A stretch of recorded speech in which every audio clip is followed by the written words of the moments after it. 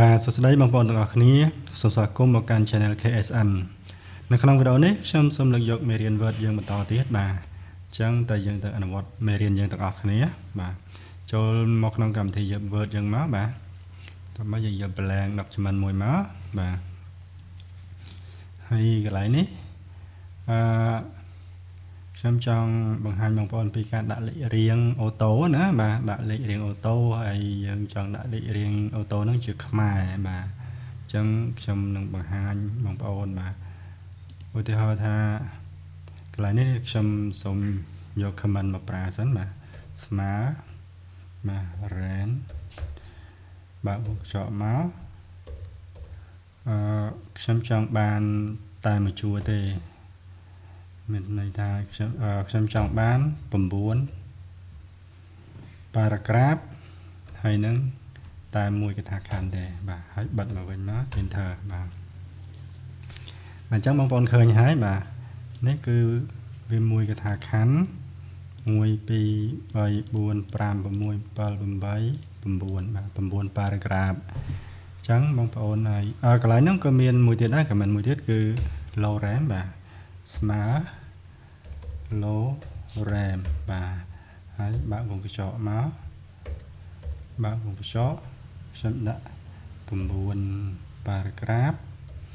ហើយយកខ្ញុំយក2ចាស់បាទ2ទិដ្ឋាខណ្ឌហើយ enter បាទគឺបានដូចគ្នាបាទបងប្អូនឃើញហើយបាទ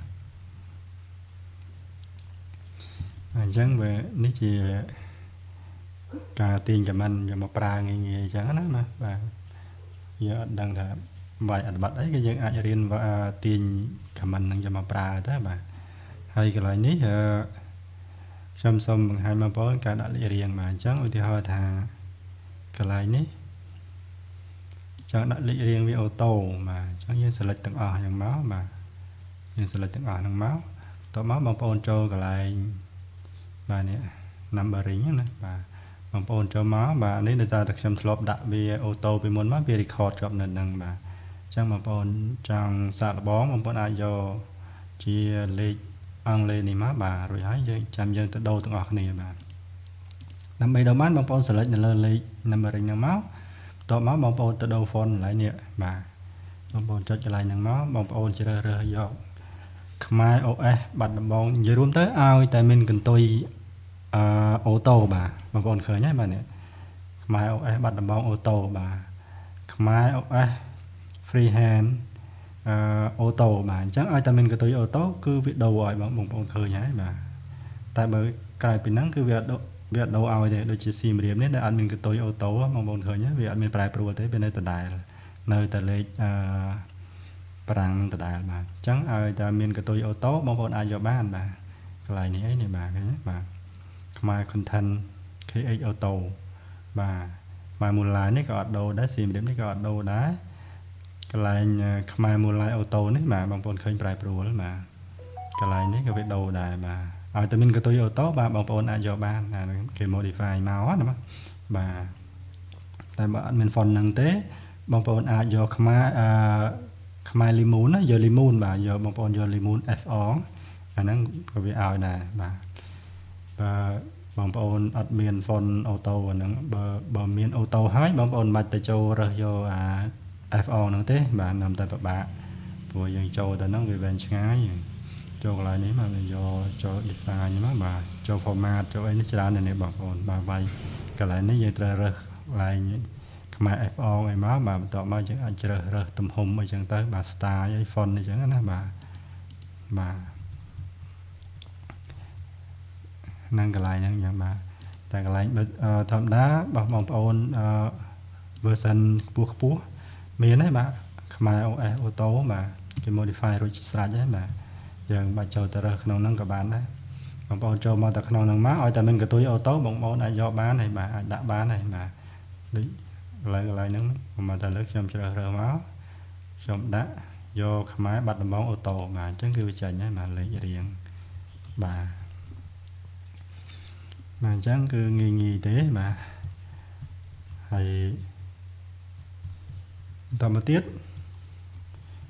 ខ្ញុំចង់បង្ហាញបងប្អូនអំពី ការផ្ដាច់ page បាទដើម្បីយើងងាយស្រួលកំណត់ page ផ្សេងគ្នាអញ្ចឹងណាបាទឥឡូវមកថាខ្ញុំឥឡូវនេះមានតែមួយ page ខ្ញុំបង្កើត page មួយទៀតដែរបាទខ្ញុំដាក់ page 2 page 3 page ទី4បាទអញ្ចឹងខ្ញុំមាន4 page ក្នុងនេះណាបាទនេះនៅខាងលើនេះដើម្បីងាយស្រួលខ្ញុំចូលមក view ហើយខ្ញុំសូ page ខ្ញុំចូលទៅ page នេះបាទឃើញនេះបាទវាមាន4 page អញ្ចឹងយើងងាយស្រួលធ្វើការបាទអញ្ចឹងយើងដើម្បីនេះយើងផ្ដាច់ page សិនមកបាទឥ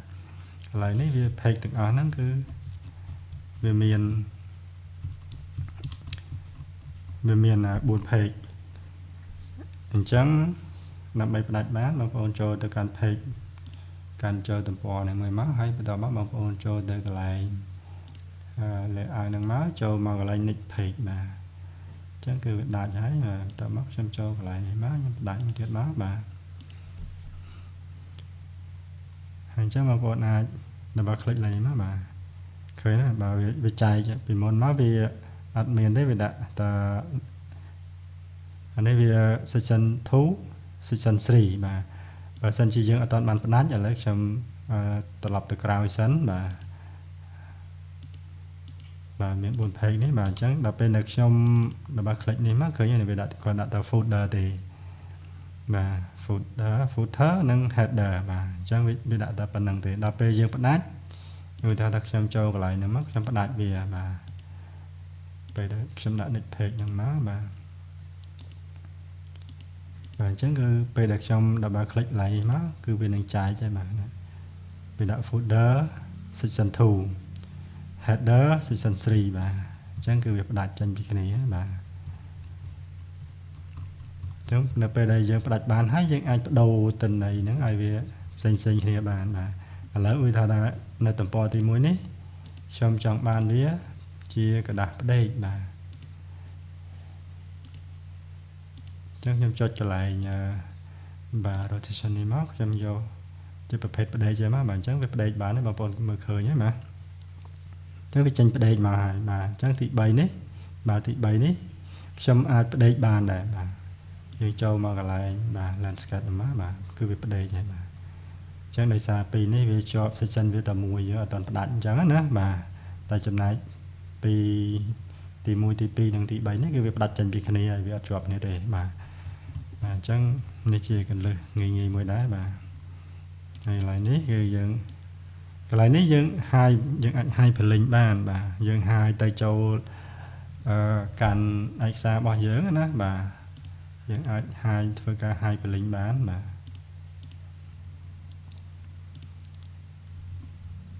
យើងចូលមកកន្លែងហ្នឹងមកយើងអាចជ្រើសរើសយើងចូលទៅជ្រើសរើសយើង hide ទៅភ្ជាប់ជាមួយឯកសាររបស់យើងក៏បានយើងមានឯកសារអញ្ចឹងណាមកថាខ្ញុំមានឯកសារមួយ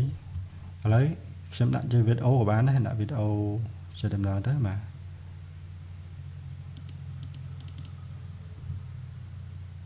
ខ្ញុំយក complaint របស់នេះជីវិនស៊ុយមក complaint ចាស់ហើយនឹងតាសងស៊ីបាទអញ្ចឹងកន្លែងហ្នឹងវាជាប់មកហើយប៉ុន្តែយើងមិនអាចคลิกបានណាបាទយើងคลิกបានទេអញ្ចឹងកន្លែងនេះគេបានប្រាប់យើងហើយនេះបាទគេអាចចុច control ជាមួយនឹង click មកខាងឆ្វេងណាបាទអញ្ចឹងបានយើងអាចចូលបានឧទាហរណ៍ថាខ្ញុំចង់បើកមើលចង់ play អញ្ចឹងទៅយើងអូខេមក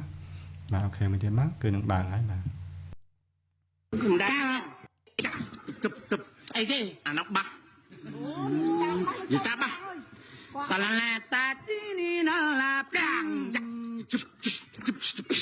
ឡាតាឡឡាប់ម៉ងថាត្រំប៉ែតហើយត្រំប៉ែតនេះទៅធីថាអាហ្នឹងគេឲ្យចង្វាក់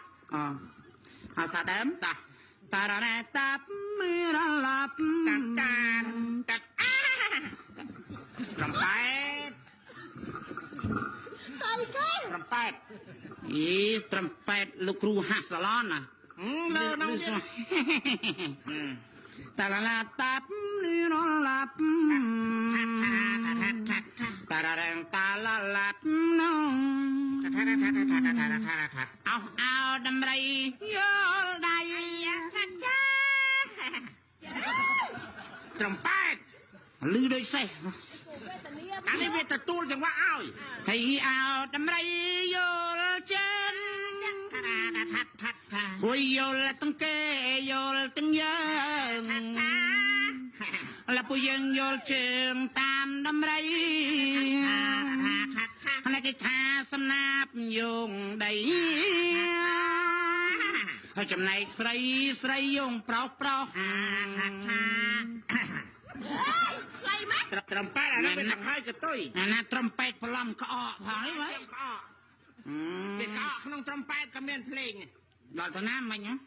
បាទអញ្ចឹងនេះជាវិធីងាយៗទេបាទដើម្បីយើងអាចដាក់ចូលលីងចូលភ្ជាប់ទៅឯកសាររបស់យើងណាដូចថាបងប្អូនចង់បង្ហាញឯកសារតែដោយសារតែខ្ញុំអត់មានឯកសារបង្ហាញបងប្អូនបាទអញ្ចឹងពីរបៀបការលីងភ្ជាប់ជាមួយនឹងឯកសារផ្សេងៗណាបាទដូចជាឧទាហរណ៍ឯកសារទាំងប្រមាណនេះអញ្ចឹងបងប្អូនអាចដាក់បានយើងអាចលីងចូលបានបាទបងប្អូនឃើញបាទយើងចូលមកកន្លែងហ្នឹងដូចគ្នាបាទគឺយើងចូលចុច control បាទ control ជាមួយនឹង double click ជាមួយនឹង mouse ឆ្វេងបាទអញ្ចឹងមានប៉ុណ្ណឹងបាទនៅដើម្បីកុំឲ្យវីដេអូវែងបាទអញ្ចឹងខ្ញុំសូមបញ្ចប់វីដេអូនេះត្រឹមនេះចុះបាទសូមអរគុណបងប្អូនសម្រាប់ការតាមដានទស្សនា